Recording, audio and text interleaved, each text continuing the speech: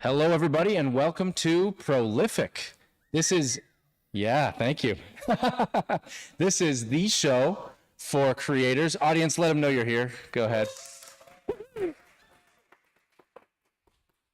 I am super excited to tell you about our wonderful guest who has accomplished a lot in a short period of time, pushes the boundaries, and is doing some incredible things. But before I do that, I need to tell you about our amazing sponsors. Tonight, we're sponsored by two organizations.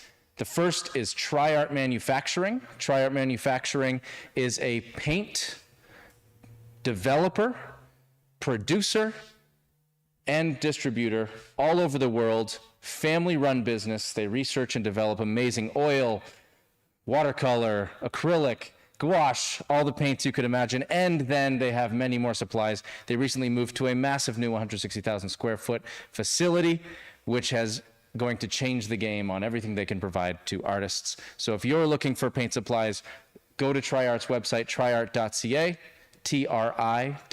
tri-art.ca, and you can also look for retailers who, with their store locator, who may be near you, who carry their products. So let's give it up for TriArt. Our next sponsor is Kingston Frameworks and Kingston Frameworks Wholesale. If you're looking for high-end, amazing custom framing or custom giclée printing, look no further than Kingston Frameworks, who work with the local Kingston audience as well as worldwide with their online frame visualizer on kingstonframeworks.ca.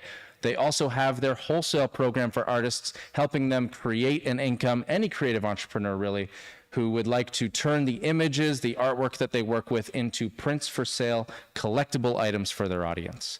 So, if it's not too much to ask, give it up for Kingston Frameworks. I have the best audience. All right, I think that's enough preamble. I'm so excited to share with you our show tonight. Please, audience, here in person and also on the live stream, there is a Q&A session at the end for you to get your questions out to our guest, Joly, who I'm about to introduce. So Joly has had a storied career in film, marketing, and more, music. He'll tell you a little bit about that, but what inspired me to actually start this show was to see the way that he was pushing the boundaries in film in a small town that had no film industry. He's helping to develop one right here. That inspired me as a local Kingstonian who loves film, acting, everything like that. And it was one of the reasons, Jay is one of the reasons, that I wanted to start this show. So it is truly my honor to get him in here, and I'd like you all to give him a very warm welcome. Please and thank you. Good morning, Jay. Thank you very much. Oh, yes, thank you. Can I just make one small? I think we need to do between three palms. I think we have so much symmetry. It's like, And as someone who enjoys the frame, I think. yeah, the palms are between us. Yes. Three palms between two men. Yeah, exactly. The So new I just, show. Yeah. it feels more balanced. It's okay to touch it, I think.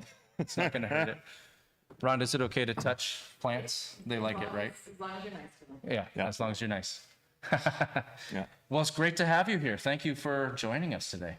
Oh, well, like when you told me you wanted to do this, and in any big little city like Kingston, it's, it really does start at a grassroots level. So the fact that you took your initiative to put this together and, put a production value to the thing, I think it's great. And I'm happy to support it and do what I can. I appreciate that. Yeah. You coined the term hyper-local, or I don't know if you coined it officially, but that's a big part of your operation. I'm kind of curious how you'd like to describe that to the audience. Yeah, well, it's not really my term, but I thought what I liked it came out of agriculture and just kind of, and it was kind of when I first got to, so I guess I should, let me put a little context, a little bit of shape around, how we got here today. Like a lot of people over the last 3 years, I had been living in Toronto when the pandemic hit, living in like 700 square foot condo downtown. But my connection with Kingston came when I was at school here during the 90s, as I date myself here. And I had an incredible time in Kingston. It really got its hooks in me. And I always kind of knew that sometime in the future, it would draw me back. And, you know, part of the reason was I was a military brat. Like, I moved around every 2 years. And Kingston was the first place that I ever spent more than 2 years at a time. So when I went to school, and then that became to what you alluded to earlier, which was, you know, I was going to school, but I was also playing, you know, I would say semi-professionally in a band. We were touring. We got to tour with some really great people, including, you know, the Tragically Hip and folks like that. Yep. We got a, you know, it was really a great experience. And it was around that time that I shot my first, like, I'd always really enjoyed cinema. It was one of those things when you're growing up. You know, my first job was working as an usher in a Canadian, on a Canadian Army base in the former West Germany in Baden-Baden. My first job was at a movie theater. And I'd always, and when you move around a lot, why I'm a child of cinema still to this day is because what I loved about the movie theater experience is no matter where you went in the world, it never changed. You were always kind of home. It was always felt the same. Absolutely. And that's kind of what I enjoy about, you know, where all this comes from. But yeah, so, you know, and I'm making my first short film, you know, and a lot of the story of Branded to Film, which, you know, is what you kind of discussed earlier, really comes from my life experience and my story and pain points in my life that now I want to help other people, especially younger people, solve here in Kingston, which is... What were some of those pain points? Well, one of the things is I didn't necessarily want to leave Kingston, but I really got the film bug. I literally shot my first short film here in Kingston on 35 millimeter on celluloid. But I realized to continue my career, and that would have been 1998, you had to move to Toronto or Montreal or Vancouver. Right. But the key is that creative industry wasn't here. So, and still to this day, like when I moved back here, it still wasn't really here. You know, kids still, there was a, you know, youth, I shouldn't say kids, or people that just have, that want to be in that industry or have transferable skills to glom onto that industry. It really, you know, the kind of business that you were seeing here from film really was what I call location exploitation in a certain way, which is a great business. You know, people come here because they want to shoot in the prison or they want to shoot particular. We've got certain iconic locations that people can utilize. Yeah, that are very unique to our city. But for me to make a business, like as someone who has created a few businesses over his life, is a business you have to be able to forecast revenue. You have to know, it has to be sustainable. It has to be recurring. You know, you have to have employees that earn a meaningful wage off it. These are all the things that make it important. So I realized there was an opportunity, and Kingston's very unique. I think it's one of the most uniquely positioned cities in North America, big little cities. Like it does feel like it could be the Austin of Canada, if anybody who's familiar with Austin in terms of its cultural scene, in terms of the fact of, you know, it's an institutional town, but it has this incredible flavor to it. And Austin, Texas? yeah. Really? Okay. Well, when you think about it, 33% of Canadians live within 2.5 hours of Kingston. Right. It's very... Yeah, you got Toronto, you got Montreal, Ottawa. Yeah. And then even below that, you got New York, which is massive population. So we're very central. Yeah, and we built an incredible nighttime economy here. We've always punched above our weight when it comes to like music. You know, the food scene is incredible. And I think, but we aren't like we're a very unique, you know, people. We're a very unique kind of culture, a very unique sensibility. Like I would describe, we're not Toronto, we're not Montreal, we're not Ottawa. You know, if anything, we're kind of like the New Zealand of Ontario. We have our own shit going on. Okay. You know, we don't. Does that mean like we could start doing the haka or something like that? Well, we could. Maybe we can come up with our own dance. We could. Yeah. The limestone. Yeah. But it has, because, and you know, even when I had a friend, a producer friend, who does a lot of stuff in Latin America. He was in town yesterday, and you know, seeing this was the first time he was in Kingston, and I've had this experience a few times, especially for people in my industry, in film and television, when they come here, because a lot of people, especially even in Ontario, a lot of people actually haven't really been to Kingston. They've driven past it, you know, and there is no, you know, I'll say this pleasantly, but there really isn't a pretty way to drive into Kingston. But if you can find your way past the golden arches at the 401, and you can find your way down, you know, past Division and Princess, all of a sudden it's like, what is this place? Yeah. It's like, it's very different from the, you know, the other stops along the 401. It has it's the mouth of the Thousand Islands. It's a very exotic place. While we're on the topic of just what makes Kingston an interesting place to start a film industry, which we didn't really do a whole lot of service to really what Branded to Film is yet. Oh, sure. But one of the things that makes Kingston very interesting is all of the different locations that you have available to you. Like 10 minutes, you're in the country. You've got all these historical buildings. You've got great spaces like the one we're shooting in now where you shot your first movie. So why don't we dive a little bit into what Branded to Film's mission is right now and where you're taking this company that's building the industry right here? Yeah, no, that's a great question. Yeah, so there's a few questions there. So yeah, we're in James Media Space, and Lucas, the founder, very much a pioneer as well. This is actually the first commercial sound stage in Kingston right now. Yeah. Like that, you know, again, has employees, sustainable. Big shout out to Jackson, who's helping us out right now from James Media. Thank you. Thank Yes, you for Jackson. everything. And if you, fortunately, we can't pan these cameras around, but if you could, there's actually some artifacts because we shot all of Den Mother Crimson in this room. We never Super cool. left this room other than to shoot a little scene out in, there's a boardroom over there that we used, but we never left this building, the key point to it. Cool. And so, you know, and sometimes like everything in life is timing. You know, when I, again, COVID, I was kind of, you know, my girlfriend and I, again, living in a condo. And, you know, it was a fairly miserable time for everybody, but especially in Toronto when you're like isolating at home, you know, you're living and working, and we're two 6 feet tall people, and that space gets tight really quick. And so, you know, so what we would do on the weekend to avoid like the opportunity for murder suicide to happen with us living there to kind of open the valve is we would pick these places. And I kind of said, hey, we should go to Kingston. You know, I know a lot of people there and stuff like that. So we ended up, you know, on just randomly on a weekend, just coming down to Kingston. I had a friend who said, hey, I'm doing something on Wolf Island. You should come check out Wolf Island. And even when I lived here in the 90s, we didn't, you know, we knew Wolf Island and it was very different. It was very locals only. Like we went there a few times, but there was no big sandy bay. It wasn't really like open like it is now where they're really encouraging. Yeah. And I ended up going there and I ended up, you know, meeting, you know, again, a musician back in the day that we knew each other, and stuff like that. But him and his partner were looking to buy the Wolf Island Hotel.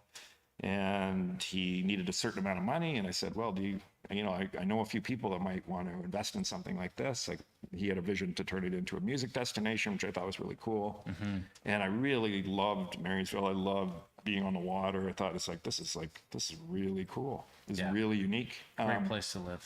Yeah. So I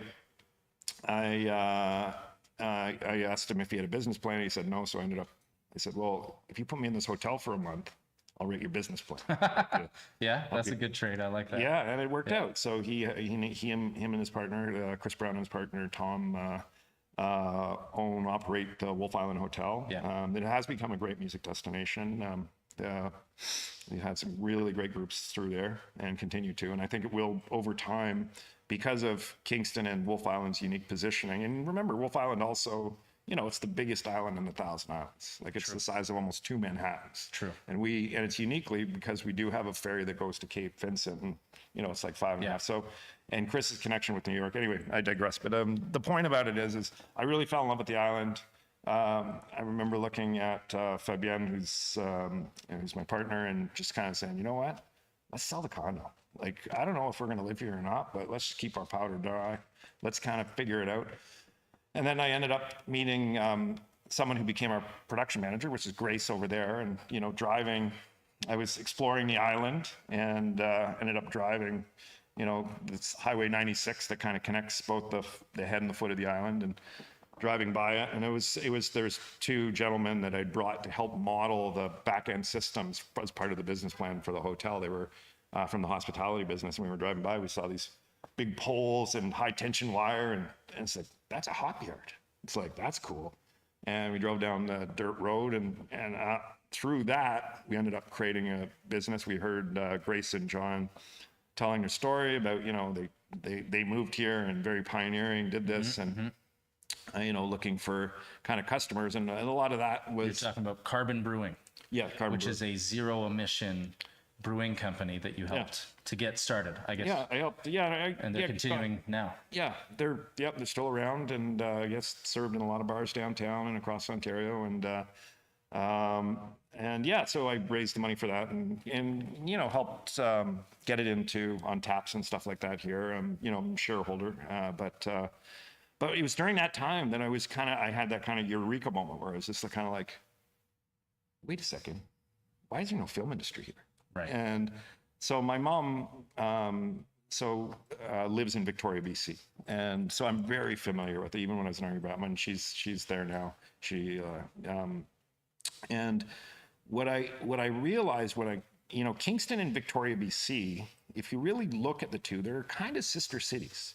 They're kind of identical for, you know, one has UBC, one has Queens, one has Royal Roads, one has RMC. Right. They're both institutional towns. They're both top 5 place to retire. They're both surrounded by water. But most importantly for me, they're both 2.5 hours from their biggest film and television production sector. Right. Except Victoria, it cost $1,000 on a truck to go over there. Because they got a boat, you got a ferry. But somehow they built a $100 million film industry there. Yeah. And Kingston, that not only has the busiest highway in North America, has a train, now has an extended runway, has the Montreal auto effect. We were doing like 3 to 5 million. And I was just like, how is that possible? And especially because I knew the pain point of being, you know, again, that mid-level domestic producer in Toronto, like we can't afford to shoot in Toronto anymore. Like that greater Toronto Hamilton era, that $7 million person blob that continues to grow is quite unaffordable for not only for even just being an emerging technician or a person coming into the industry, but just to shoot, get permits, you know, and it takes a lot just to move a crew around Toronto. Yeah. So, you know, about 10 years ago, what a lot of us started to there was a fund up north, so we would go shoot in Sudbury or Sault Ste. Marie, but now that's really oversubscribed. So to me, when you're starting a business, if you can see that there's a pain point and you can see that there's a remedy, there's probably a business there. And Kingston, to me, is the next logical domestic production sector in Ontario. And because of all the reasons we described earlier for the unique qualities that it has and what it has. Like I said, I mentioned my good friend Rodrigo, who was here yesterday. And it was like, when you look at because it's such an old city, especially for English language Canada, the diversity in architecture from one building to this one's Spanish colonial, this one's from the 1980s, that one's from, it's just like the amount of looks you can have by just turning the camera and you're in a completely different place. And, you know, you look at it, even RMC, one side's like very historical, the other side's very modern. Like the location diversity between Brockville and Belleville, that's if we build a catchment area around Kingston, is incredible. That's awesome. And I said, we have all the pieces. And then, and again, having even, you know, several schools like St. Lawrence, we actually really leaned into St. Lawrence, the aesthetics, and want to continue to work with them and Les and stuff that's here today. But, and the other thing too, it's just a very livable city. So why Victoria? Yeah. So let's just go back to Victoria. Why did Victoria work? Well, and how did it work? Well, it was an interesting thing because I went back when I was doing the research to figure out how we can do the same thing here in Kingston. I said, well, when was Victoria making $3 to $5 million in revenue? And it turns out it was 2014. Okay. So not that long ago. I was like, okay, well, that's interesting. So in 2019, they were doing 20 million, and now they're doing 100 million. So that's like, there's some serious double-digit growth there. So what was that? Yeah, that's awesome. So so I talked to Kathleen, the film committee. They had a film commissioner, which was great, and that's a very important step. So, you know, and that's why, you know, I think one of the things that made it why, you know, I jokingly see, well, why didn't this happen 10 years ago? Well, it wasn't until about 3 years ago, you know, that Megan and her staff in Kingston Tourism, you know, started a film office, this is the only film office between Ottawa, Toronto, and Montreal. So that's a pretty bold statement for the city. It's like, let's really invest. Focus on this. Let's do something about this. Yeah. So that's an important piece. So that and Megan Knott deserves full credit for financing that and getting that up and running. And now making someone who works within the city or someone who just she's the head of tourism. She's head of tourism. And she's done a lot now. It's like both film and music as of now has become like a priority sector for us, which is great. I love to hear it because really we have a talent per capita in this area that's probably one of the best. Yeah, and I'm really a big supporter of a wonderful festival that was started last year called Spring Reverb. This is the second year. We've doubled it year over year, and as an advisor and someone who helps bring the industry in, like, I really do think that this can be a South by Southwest style where we just light up like Princess from the hub all the way to the Wolf Island Hotel with dozens of bands every night. That's awesome. I really do think in 10 years we can be drawing 15 to 20,000 people to the city at this kind of critical point between, before the tourists come and convocation and all that stuff. It's a really great. So, and music's in my DNA, so I'm always going to be that guy. I feel you there. Yeah. So yeah, anyway, going back, sorry about that. So going back to It's okay. We can go as many train rides as we want to. Yeah. And feel free to cut me off too. You're doing great. So when I looked at Victoria, so I said, well, how did they go from 3 to 5, which is kind of us to this? Yeah. And it turned out it was actually very simple and totally logical. It was an individual. He was a producer in Vancouver. He had a series of small projects, like $1 million projects, and he couldn't find a crew, and it was too expensive to shoot. So he said, well, he had a connection, kind of like my connection with Kingston. He had a connection with Victoria, brought these productions, said, look, I'm looking to do this. And this kind of little magical thing happened, it's just like a little catalyst, a little spark, where some of the kids that would normally leave to go to the mainland to work in Vancouver, they stayed. They said, there's people I have opportunity here. Yeah. So there was people in the trades, hair, makeup, carpentry, that had always been interested, that kind of glommed onto it, those transferable skills. But the third thing was there was a bunch of technicians, high-skilled technicians in Vancouver. They couldn't afford to buy a house in Vancouver. They were tired of the long commutes. Yeah. They were tired. They just wanted a more livable that came over to help train it all. Yeah. And the great thing about it really starts with the workers in a lot of ways. And that's, that was a point of Den Mother Crimson. That's the point of doing this slate of movies, is it acts as a revenue generating training platform. And that's what we... Yeah. So your target is to do 10 movies over 5 years? 3 years. So 3 years. Yeah. So we're, we wanted to do this, obviously everything. Yeah. You always have big aspirations. It's like 8 to 10. But the point is we wanted to start a pipeline of low budget genre movies. Okay. The genre movies, because like the Roger Corman model or anything else, it's a great place to build talent. Like if anybody knows who Roger Corman is, if you think of all your favorite directors from the 70s, James Cameron, what was his first movie? Titanic. Piranha 2 I don't know. for Roger Corman. I have to read up. What was Martin Scorsese's first movie? I don't know. Boxcar Bertha for Roger Corman. Right. What was Francis Ford Coppola's first movie? Dementia 13 Godfather, for Roger obviously. Corman. You just started with the best. Yeah. But what I'm saying is genre is always, like I always tell young filmmakers, make sure your first movie is a genre movie that makes some money, and then you can make movies for the rest of your life. That's cool. So genre movies is great, and it also teaches people real cinema, because you have to do like could be blood squibs or action or stuff where you have to do magical movie making. What I appreciate with all of this is the ambitious strategic thinking that's gone into everything. It's like, yes, these are lofty targets, but also we're doing all of these things very intentionally, right? The movie choices, the choice to shoot hyper local, bringing in lots of local talent, giving those people experience so that they're better and better, more productive on set. To me, that all says you're basically building an ecosystem from scratch. It's like you've got an aquarium that's Kingston, and you're just putting in all the right things in order to get it to grow.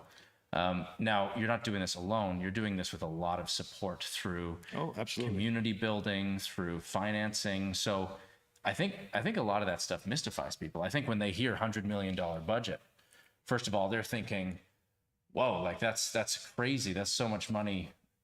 In the film industry, it's not even necessarily a huge drop in the bucket, but all of that comes back to like the financing, the producing, all of those sides. So what has been your approach? You know, it's one thing to have a vision, but how have you gotten people to believe in this, to join in? What's been the way that you've actually brought the people on board?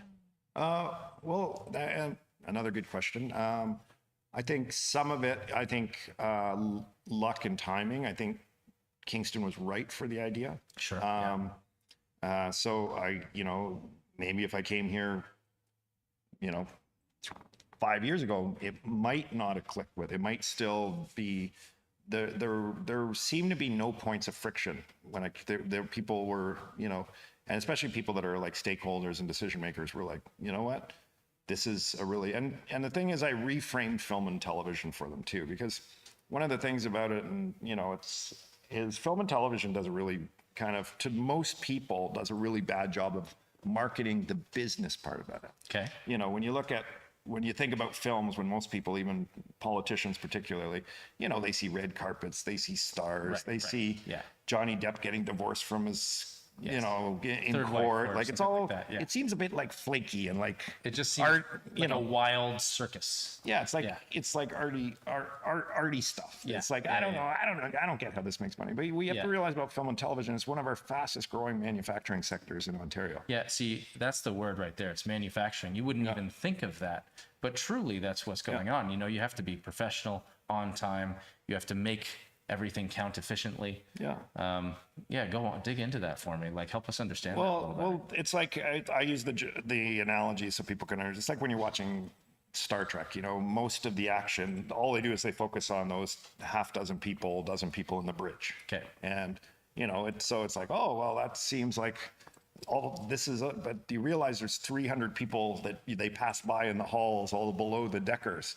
Well, that's the film industry. Like, everybody focuses on this, but the thing is this, when you look at other manufacturing, like, if I said I was opening up a car plant here, people are like, oh, well, that's manufacturing jobs. That makes sense. Right. It's like, yeah, but cars are just like a movie. There's of course there's a creative layer. There's writers, directors, producers, actors. There's, the stuff that's in front of the camera, or the stuff that's directing the stuff in front of the camera. But behind it, there's carpenters, porta potties, caterers, transport, like things that are just like, as I said, hair, makeup, wardrobe, things that are very much blue collar enterprise, creative blue collar enterprise, but, working with your hands kind of stuff. Yep, absolutely. So, when you look at a car, and you imagine like a place like Oshawa, well, you got to realize there was a lot of artists that designed that car. They designed the interior, designed the seat, they designed that hubcap, they designed the shape of the body, they designed those colors, that color scheme. But when we think about cars, we think about, those, at its peak was those 20, 30,000 auto workers in Oshawa churning out $5 billion in GDP every year for the province. And film is it will be a $5 billion business by 2028 here in Ontario. This was obviously a bad year because of the strike and stuff like that. And there's, so there's a little bit of correction that's going to happen there. But I'm just saying, but it is a double-digit growth kind of industry. Kingston and Canada in particular, we have a very aggressive.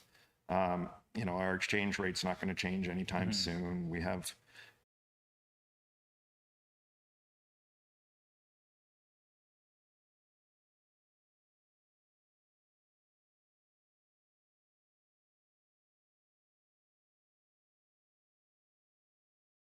and make movies, A, because it financially makes sense, B, because it's got all these great conditions, like, and so I just kind of said, well, Kingston, where it's situated, and if we imagine that, say, whatever that number is, if it's 4 billion or 5 billion by 2028, there's no reason that Kingston can't take 1 to 2% of that.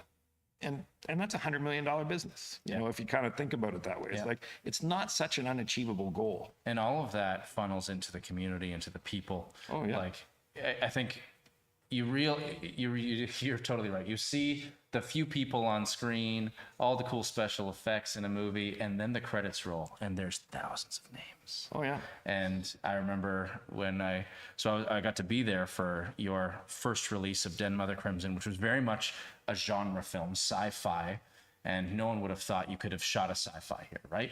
But you did, and it was wonderful. It was all about AI going to Mars, some very interesting philosophical and psychological concepts. In that room was filled, was it 500, 800 people? I don't know. It was the Grand Theater. It was nice. It was cozy. It was very cozy. It was cozy. And what I got from that, this tremendous sense, especially when the credits rolled, but even beforehand and with all the speeches, there was very much a feeling from the audience of, we did this. Mm-hmm. I remember bumping into people and hearing them say things like, oh yeah, my wife's doing this part in the movie, or oh yeah, I did the lighting rigging and stuff. Like, have you ever done that before? No, but it worked. People learned things from that experience, and there was very much, we created something. And I think you're pretty modest saying, luck and circumstance. There's got to be some sets of skills or just activities that you need to put in place in order to properly bring people like that together. Like, what would you say has been? Is it sharing the vision? What is it that has brought people behind the whole initiative? I would say, yeah, of course there's a lot of brain power and calories spent to kind of come up. Like even Den Mother Crimson, to your point, yes, I'm myself and my collaborators like Grace and George and all of the folks that were, as we said, it's like, and we just kind of put a date on the map. We said, we want to go to camera this day. And we said, we got to find a project, we want to make it 100% Ontario. So part of it is also, for me, for any business, if it's Carbon or helping the hotel or now doing this, it has to have a triple bottom line. So, and what's really important to me is starting any new business is, yes, it's important to let's make great movies. Let's make money. Nothing wrong with that. But how are we giving back? And that's the most important. That's one of the big chunks. It's like, well, if we can change the reality for the kids in the city and people who've always wanted to work in the city, that they can actually stay in the place they were born and work in an industry like this, that's going to be pretty cool. And most of the investors that put some seed money in, some of those, cultural and business leaders, that was one of their main things. It's like, okay, well, this has meaning to it. It's not just, yeah, we're going to make movies and that's kind of cool.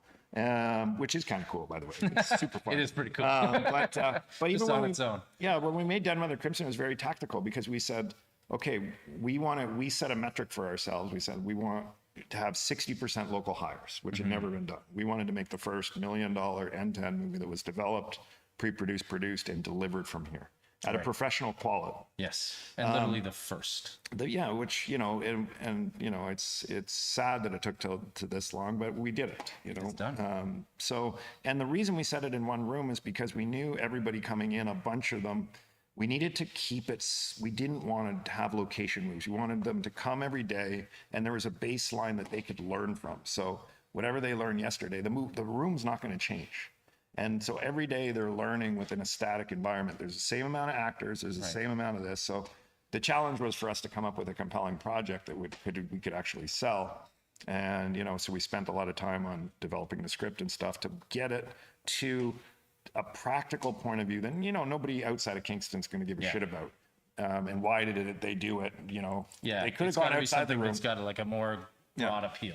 Yeah. Right? So by the end of it, people became, their skill level every day was working and professionally developing themselves and not in triage, running across town, trying to understand this new location, trying to understand different actors and trying to get new costumes. It's like the costume didn't change. This didn't change. Right. Let's keep this. Basically the movie happens in real time. And so that was absolutely tactical. And the next movie that we're planning and we're looking to go to camera, at the end of this year, we've just said, okay, now we're going to take it out of the studio. Now we're going to take it on location, but we're only going to do 3 locations. Right. So, keep it simple. Just grow from there. Yeah. And so it's just kind of like, again, just baby steps. So that was kind of, so to your point, yes, that we just didn't pull a script out of with thin air and say, okay, let's do this one. Yeah. We said, no, it has to, because we have 2 goals. Like doing the slate of movies is a revenue generating training platform. Right. And our hope is, at the end of the 30 months, the 36 months, whatever it takes, and however movies, the nice thing about going back to back to back and being able, we had to do this first beta because I had to see, is this like is this a crazy idea? Crazy? Is this not going to work? I know that feeling. Yeah, and and I'm a big believer in if you can see it, you can be it. And I think that's one of the other things that we had to do is we just had to show that it's kind of like, I was a skateboarder when I was a kid, and every trick seems impossible until you see someone else do it. Right. And now it's like, oh, I can do that. And so kind of demystify the process, kind of saying, yes, you can do that. And so in our next project, we want to be even more hyper-local. And hyper-local is the idea is like, how much can you use from the community? How much talent, how much resources? Yeah. And you saw in the credits, that's why we had 70 vendors or something like that. So what's great about film in general, it's kind of like the hospitality industry in a lot of ways, is 95 cents or 97 cents of every dollar just goes back in the community. In fact, when you look at the direct, indirect, spin-off, and induced revenue, if the city invests like $1 into the film, they're getting like $5 to $7 back on some line categories back into the economy. Yeah, and that's how it makes sense. And I think, from what I'm getting, there's a few things that you've done really well. And whether you'd say that was just you, I think you're a pretty modest guy, and I think you definitely give credit where credit's due. But there's a big vision, a clear, simple to understand vision. We can build the same type of industry that Victoria has. And then you made some really clear, timely goals. It was like, I want to be here. Like, we're going to camera by this point. And it sounds like from there, everything has just been very tactic oriented and understanding what's going to work while not losing sight of the creative vision. Like, I think what's so fascinating to me is no matter what creative field you're in, we all want to have some kind of creativity in our lives, generally speaking. Right? There's definitely lots of people who are creatives at heart, and they don't always know where to start. Do you have a vision yet? Do you have goals? Have you thought through the ways to get started and to start small, like you guys did with your first shooting in one room, basically, and then you're moving on to a few more locations? Like, I just love how it seems obvious in a way when you hear it in retrospect, but for a lot of people, they're very mystified, I think, when they're trying to get their feet wet in a creative career. And I think the other thing, could you tell me, have you been just going to every group that would listen, or is there very certain people that you already knew would want to get on board? Like, you definitely had some relationships probably in place from previous parts of your career, which is great. Like, getting people to help out and to want to buy into a vision isn't always easy, but you've definitely succeeded in that. So is there any steps that sort of worked for you? Is it just lots of industry contacts, or? Well, what was important for me for this company, yes, I've got a lot of, like, I've worked,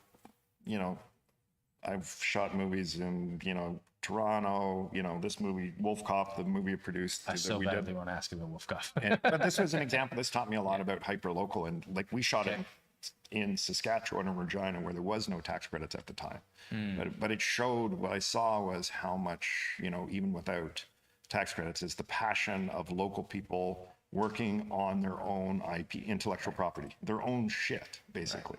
And how that inspires people and how they all kind of lift each other up creatively and say, well, wow, look at that creature makeup you did. Well, look at the costume you did, and look at the car that you just modified. And you could see the pride. And then when the movie was released and they put it, we had a deal with Cineplex, people filled the cinema in not only Saskatoon, but they played for 3 weeks there.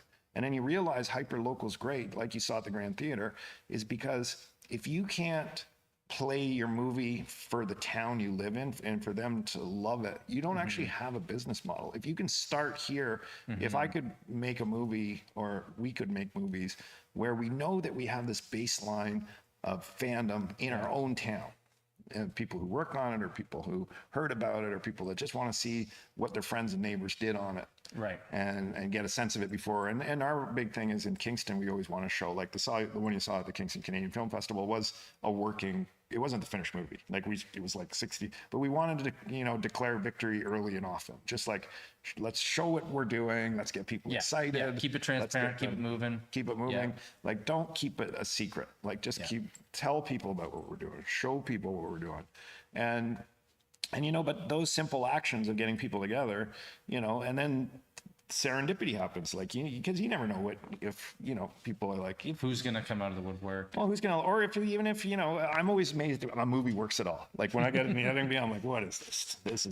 This is never gonna work. And you look at the shots and you're like, oh my God. And then you start putting music, but then you realize it's artists who feel the same way about a canvas suddenly becoming something. But... yeah. Well, and it's kind of because because film is, I don't personally, yes, there's artistic qualities to film, but I don't look at like film like an art. I look at it like a craft, and it's a bunch of master crafts people coming around to create common, like, it's kind of very, in a way, very militaristic. It's very much like going to battle. Like, we've got a certain amount of shots we got to get off every day, and we know that the sun goes down at this time. So it's like, so we're all working in unison at a cadence, like almost like, a really good watch. It kind of all works together to get to that next beat. And so when a movie, when you're actually, because, you're sitting there and you're really not, and, we had I sent it to Fantasia Frontière, which is it's out of Montreal, and they're one of the great genre festivals. And they saw the first, they saw this rough cut that we'd shown at KCFF, and we ended up getting invited to present in Cannes, which was so it's like, oh, okay, maybe we can compete. Maybe we can actually make quality movies that people are, that can compete at an international level. So that validated the model, like that, just that act of doing and being recognized and saying, oh, wait a second. And it's not just validation, but I think it's validation that we have everything we need in the city to be a great film and television hub, to be that next great hub. Yeah. And it's not real until, I mean, it's real, you're doing it, but then you don't know how it's going to be received at that point. Yeah. So that, absolutely, you never know, and it's not everyone's cup of tea. I don't think it's, it's not going to win any awards, but that's the point. I loved it. It was just kind of, the point was just to make it, to say like, now we've got, that's the first step. And you don't have to boil the ocean. You just have to, it's just a series of small steps. And when you look back, it seems it's a lot of work. I want to see the full edit. Like, I only got to see a rough cut. I want to see the full edit. Yeah. So, so yes, I would too. Yeah. Yes. No, we do have, we just, after Con, it's, one of those things is, you let me know when it's ready. Yeah. Well, wonderful stuff. I mean, really, I just want to draw out one thing you were touching on that I think is so important. I mean, there are a lot of creative pursuits in life and creative folks who need to get on board with the concept of being productive in their creative pursuit. Like, it's not about waiting for inspiration to strike necessarily. And I think it really shows. You were saying it's not an art, it's a craft. It's militaristic. It's, there's a certain element of you just get up and go to work every day.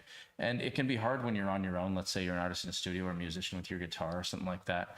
But you can't get away with that in film too well, I don't think. Or you're definitely never going to get to the visions that you want to achieve that way. And I just love that basically we can take that lesson no matter what the art, no matter what the craft is in your creative field, and say, okay, what am I going to do to get in the studio today? What am I going to do to push this project forward today? No matter how you're feeling, anything like that. I'd love to. I think we're probably closing in on time right now. Perfect. Would you tell us about Wolf Cop? Well, Wolf Cop, as far as I know, is a cult following film. Yeah. With Joly and his teams behind it.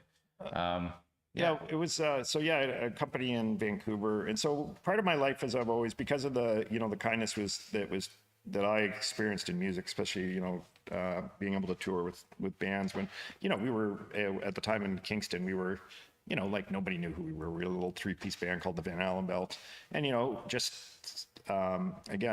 Johnny from the Hip just saw us playing in this little bar. I think it was a Queen's Head at the time, I can't remember, but said, "Hey, you're good enough to play with us."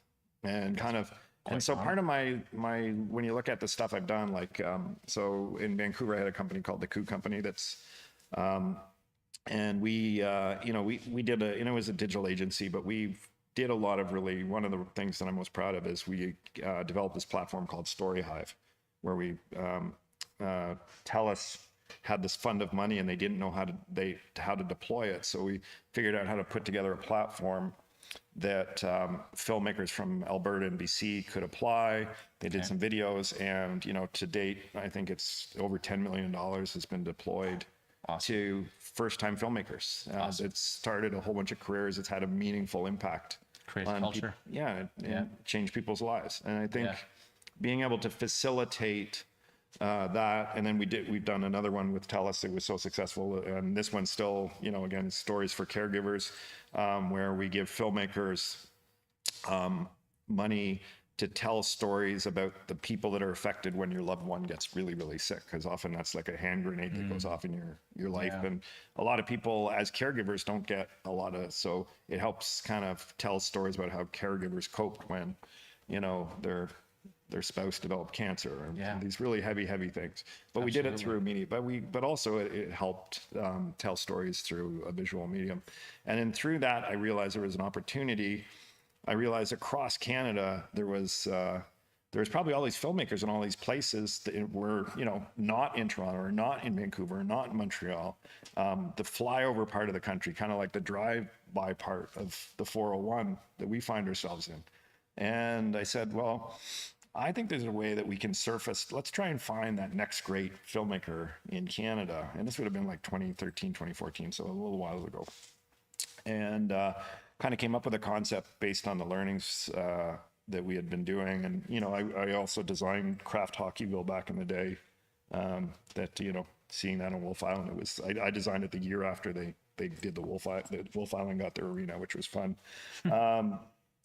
But it was, so we partnered with Cineplex. We put up $1 million to find that next great filmmaker. And the thing is, all they had to do was come to our platform. And every week we would give them a little mission that they would have to answer with like a 1-minute video, and they'd have to get their friends to kind of like share and this and all this kind of stuff. And boost which one gets the support. Yeah. And then so, we started like 100+ people applied the first year. And then we would whittle that down to the top 10. Those 10, we would option their picture.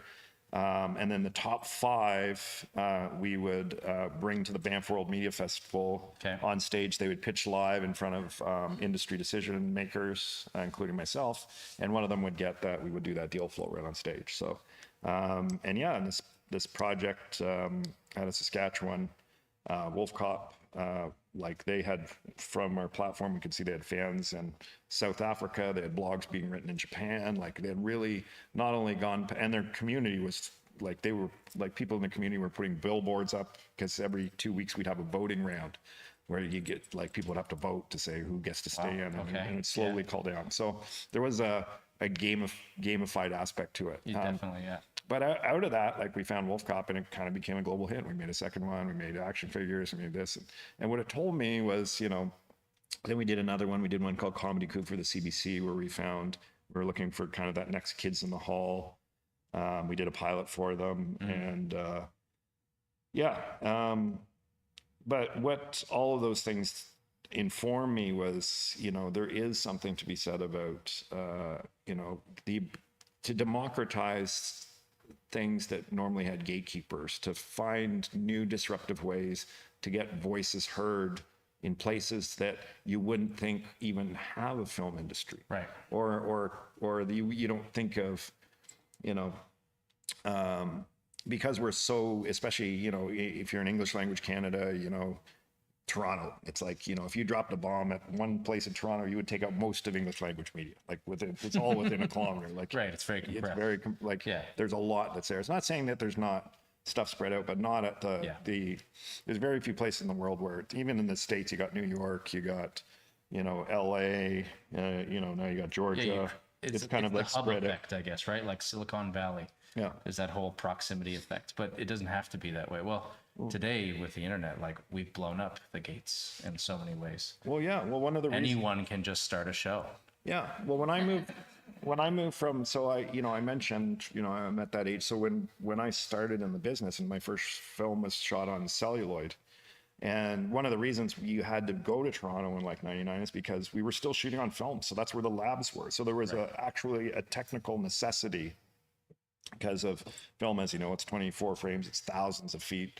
think that's how they're advertising Oppenheimer right now. It's like 11 kilometers of film, Right. 600 pounds. Right, It's like, right. all right. Just stupid human feats of, Yeah, but of excess. oh no, but if you ever impressive. if you ever worked in a movie theater when it was celluloid, it was like cans. They were heavy, like it weighs a lot. When it was all analog. So when I moved there and I worked on a show, and that's where I met my partner George Asmakopoulos, and we were both working on this show that called Queer as Folk, and we started on Super 16, and in that show by like the second or third, we watched it go to HD when Showtime just said everything's got to be HD, and all of a sudden we had these huge HD cameras, and we're like, what is this? Right.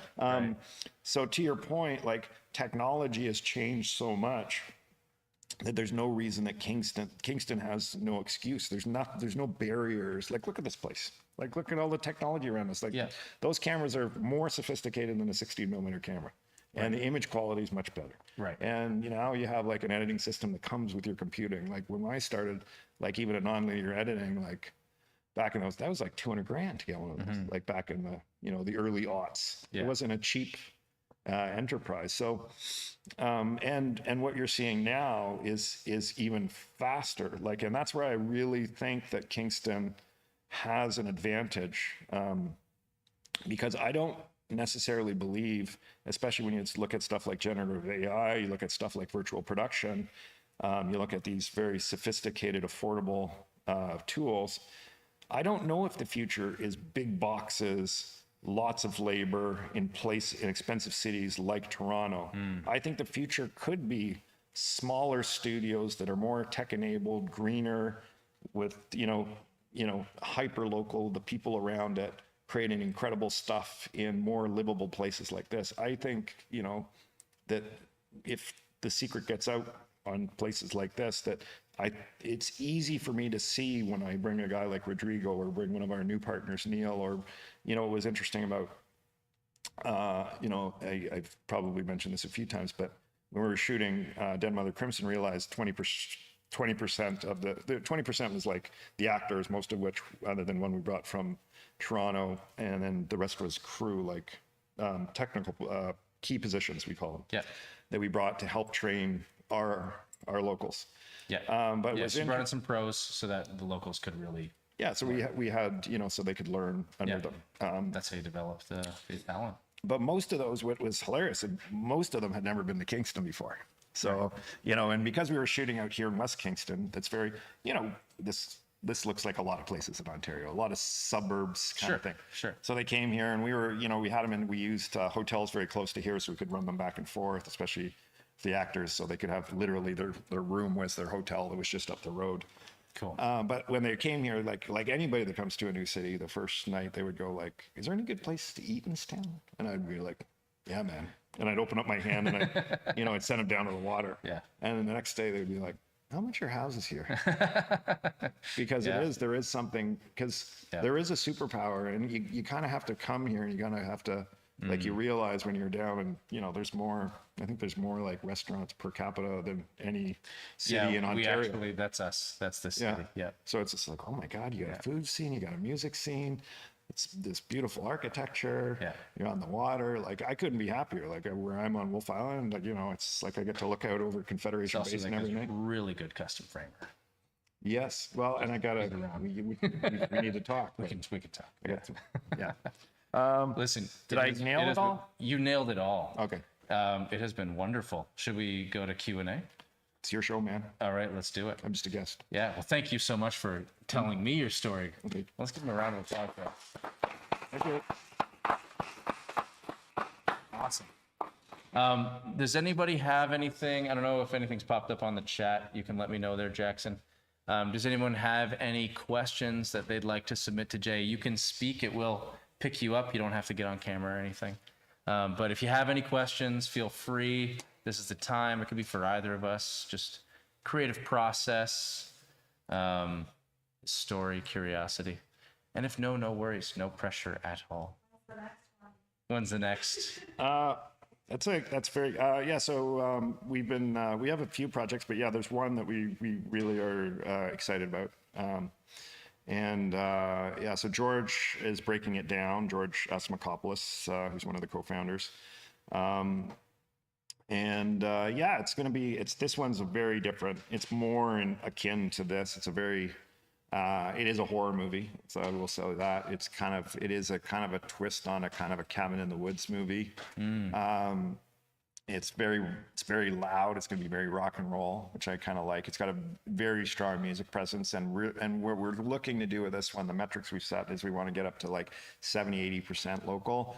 And what we really failed last time was, in my opinion, when we say failed, what a metric we couldn't achieve is we need to, because there's a lot of actors. Is there actors here? Anyway, but there is a lot of actors in this town. But one of the things we realized is there's stage actors, and stage and acting for cameras, two very different art forms.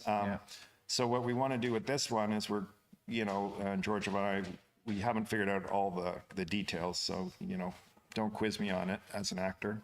But we're going to have an open call for this one. So we're going to say anybody in Kingston. We're going to do it kind of like old school, like Italian neorealism, where you come to a town and it's like, okay, well, anybody can come. We're just going to set up shop. Anybody can come.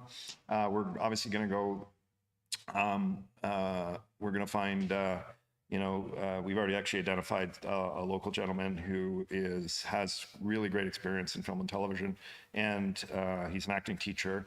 And kind of give him the script so actors that are interested, he can, help them own their craft from theater to really. Because my thing in life is, if you can manage people's expectation and set them up for success, life is good. Yeah, absolutely.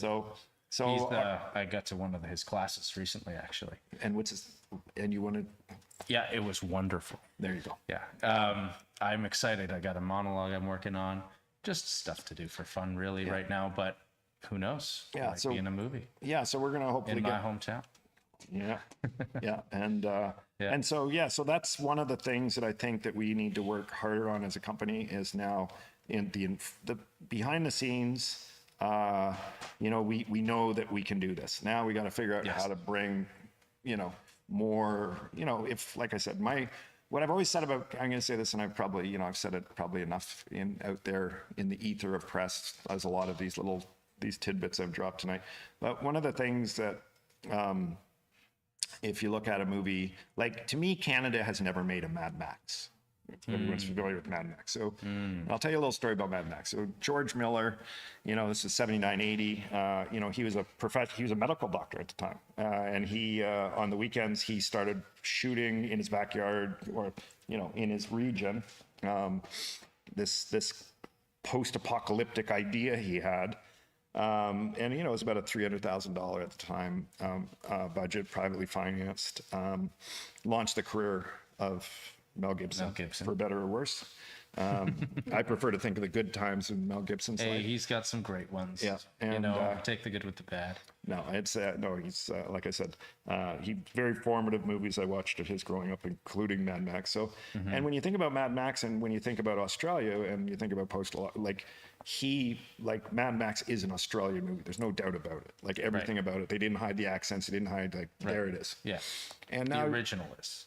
Well, even the second, the first couple of Road Warrior, the first few, and then, obviously you get to Beyond Thunderdome and that kind of stuff. It kind of Americanized at that point. Well, but there's still a lot of accents in it. It's true. It's true. And it wasn't really until Fury Road that now it's all, mostly Americans. But there's still a smattering of Australians in the back in key roles. But you still, as a university created it, it's a very Australian universe. Right. Sure. Yeah. And now, but what was interesting to me is, again, he created this original piece of intellectual property, this little independent genre film, kind of like what we did in this room. Not that what we're doing is anything close to that. But now they're at episode, which chapter is 6 or 7, they're doing Furiosa. So they went from a $300,000 budget to now it's closer with marketing, it's $300 million. Yeah, I was just going to say. And I'm but that's what genre movies can do, because genre movies travel. That's really cool. And so, I don't know, and you even look at Peter Jackson in New Zealand. Remember, the New Zealand government, if you look at it, his first 3, 4, 5 movies, Meet the Feebles, Dead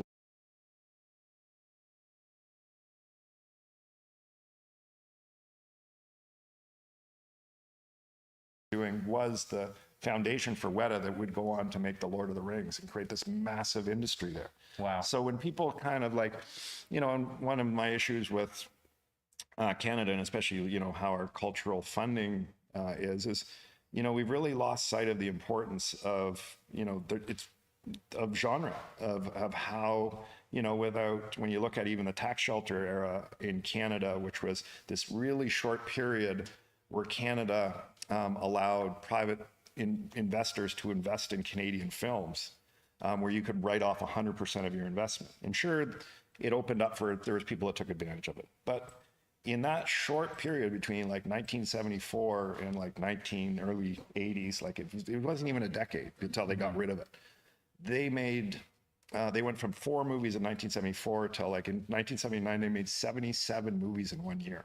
Wow. And remember that year, Hollywood only made like 98. Wow. So, but what that did for Toronto, it bought all the equipment, trained all of the crews, right, basically laid the groundwork. So a very good investment. Yeah, and all the movies, most of them were nasty little genre films that launched the careers of Ivan Reitman, right, launched the careers of, Don Carmody, Cronenberg. Like, you really right, look at what was going on right there, and it was a really important time. And unfortunately, the decision makers and the kind of cultural stakeholders decided, even, if you go back at that time, like Cronenberg was eviscerated, one of our great, in terms of a movie that he made. In Saturday Night Live, if you go back and look at what Robin Fulford wrote about him back in the day, and how he's come to be one of our right great filmmakers, our heroes, yeah. But so wow, part of me, and because there was this feeling, and now when we really look at like kind of the films and what's kind of financed, in my opinion, it's like there's just not enough genre products. Yeah, there's a lot of coming of age. There's a lot of these really dark, really dramas about very, very serious things. You would think we're kind of a very morose people if you just watch some of the cinema that we have. But Canadians are funny, fucked up people. And the stuff that really kind of like, when you look at the stuff that really travel. That's a secret. We don't tell the rest of the world. I know, but it's, I know, but it's, so, Here, Rhonda's got a question for you. Yeah, okay. I can listen, you can keep talking, and I would be happy to listen to everything you're saying. So in the world of Kingston, there's like been some smaller things and some bigger things in Canadian film that have been shot here previously. But you're right, there's not like a platform that stays here. When you started looking at Kingston to be your spot, and like from the beginning of listening to what you said, do you think it has anything to do with, like, you've been here before and you're coming back? I know different places. I'm from the East Coast, and like it's like you have like a couple of people that have gone down to so a couple of people have gone down there in the past, and then all of a sudden they go home and go, hey, that place was kind of cool, and they've had. And so in your experience of the people that you've already brought here, and you're at the beginning, like have there been people that you have that you've already looked at and gone, yeah, they're going to go away and come back and be like, yeah, let's bring, like, or do you expect that to be what you think is about to happen? Well, I think post-COVID, it's a different world now. Like, one of the things that's changed fundamentally is this: people don't have to work where they live anymore. The idea of working from home, it could be, you could be 10 minutes from where your old office was, or it could be 10 hours, and you can still get a full day's of work. And so I think part of it is when I was a young man, when I started in the industry, when you think about 1999, it was the exchange rate was, we were like 66 cents on the dollar. Like, films and television were coming up here like mad. They were just looking for people with half a brain and a warm body, and said, hey, you want to work in film? Let's get on here. So there was an opportunity for me. And this would be and I've said this before, but when I started in Toronto was a very different place. Like, it was the 90s and 2000 was kind of that last kind of, in my opinion, and I'll get in trouble from someone, but it was a kind of golden era. Like, I was, working in film. I could work as many hours as I wanted. There was so much work. I was getting paid between like $18 and $23 an hour. I had a 2-bedroom apartment at Queen and Euclid that was $675. I had a $50 pager. I could take the TTC anywhere, plus a short cab ride to get to most places I had to shoot. Now look at today. You know, if the J. Joly today went to Toronto, I'd have a $2,000 basement apartment. I'd have a $400 cell phone bill. I would often, depending where these studios are, some are out in Oakville, some are out, I would sometimes have to spend $150 a day on Uber just to kind of get to work to start that entry level job. And I make only $2 more than I did in 1999. So to me, that yes, part of it is me coming back. And of course, this was a very formative time. And I had a wonderful time here. And I didn't, you know, coming back, I got, you know, of course, there's the nostalgia and they're seeing old faces and kind of visiting places that haven't changed and other new things that have changed and all the wonder that comes with that. But, you know, when I came here also, you know, and just falling in love with the new part that I really, you know, in the 90s, no one really, you know, you didn't go to Big Sandy Bay. There was Wolf Island was kind of like this place where it kind of felt like locals only at the time. But it's very different now. And especially now with the new ferry, we won't go into that. That's a whole other hour we don't need to go into. But I believe that Kingston, Greater Kingston, is at an inflection point. And it's at that point where everything, it's kind of like a Matthew McConaugheyism. It's all kind of green lights. Everybody's kind of somehow aligned to kind of push the city to where it's always kind of meant to be over the last 20 years. Like everybody's pulling in the same direction. And We need to a degree. It's growing rapidly. There's expected like 5% growth rate a year for the next 5 to 10 years, and Canada's growing at like 0.9 or something like that in terms of total growth. So we are growing quite rapidly compared. Yeah, and Canada's going to, you know, again, we just surpassed 40 million people. We're going to be bringing in, you know, 500,000 new immigrants a year. Okay. You know, when I look out, again, when I make the comparison to Victoria, like from my vantage point, looking out my back door on Wolf Island, when I moved here, there wasn't any cranes in the sky. Now there's 4 cranes in the sky. Yeah. Now there's, you know, condos going in. That was Victoria 8 to 10 years ago. Right. Like the density is coming. Sorry. Sorry. Did I not answer your question? No, you did, but okay, so in that's what's brought you back. But now, are there people in your industry that you are like longing to say, hey, this is where you want to come? Because there are ones that you're going to have others come here to make your industry explode. So, like, do you have specific friends, people, hopes, dreams, aspirations that you want to see come? Like people specifically, or businesses that you want to see come to add to this community to make the community itself get bigger? Yeah, if I had the funding today, I'd have 12 people here tomorrow. They'd have already said that they would move here if we had a pipeline of work for them. So Pipeline of work. Yeah, That's what it's all about. well, you know, you got to pay the rent. No, of course. you know, that's what you need. so you need yeah, to be able they're- to finish a job and go to the next job. Right? Everybody I brought here, they're like, you know, once we get into that like back to back, and you know, and again, we're in a big fundraising. You know, we've managed to raise a second fund. Now we're looking at real estate to build sound stages. So my team is working on building a big round of financing. They both will help finance the slate that we're proposing, this revenue generating training platform, and we'll also build the first sound stage, like professional sound stage and support buildings. So we're currently, looking at land, and, you know, our thing is to do that in parallel. So if we raise this money, we can just basically start sprinting. So while to build a building of that nature is, you know, like three years it'll take to build, like call it 30 to 36 months. But in that time, in parallel, we're going to build 2 crews in every category. So the day that opens, we will be in a great position to now start onboarding more and more. And what's great about once you start that, you know, it's not necessarily where productions, if it's a service production or we're domestic producers, 3 years is a really interesting for where we are now, because 3 years also represents not only for us to become like almost like a full stack. That means everything. You can come here full stack. It's 100% local.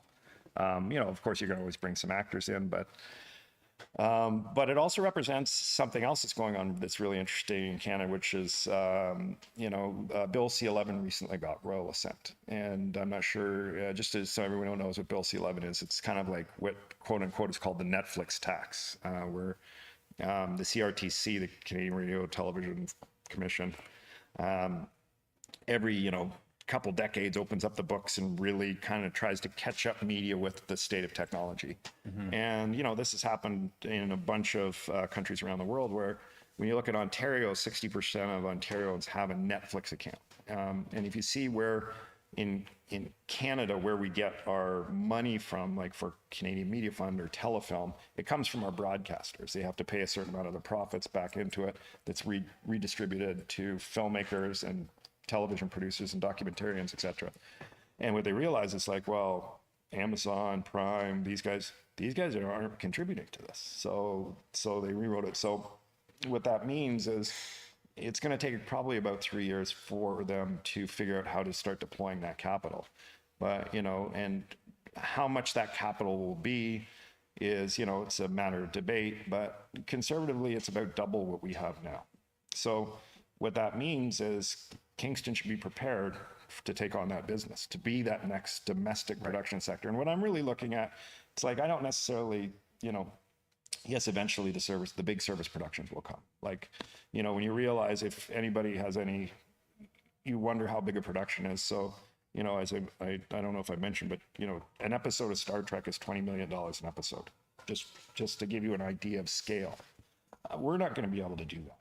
That's not what the point of this is. But we will be able to serve as a place for domestic Ontario, maybe Canadian production. Because right now, even producer friends of mine are not only can't afford to shoot in Ontario or can't go up north, they're actually going to places like Halifax and Manitoba to shoot because they can't find, they can't make it work here. And that's really sad that, so my thing is, well, if there's all these Ontario producers leaving, again, solve a pain point, create a remedy. And so the business is based on,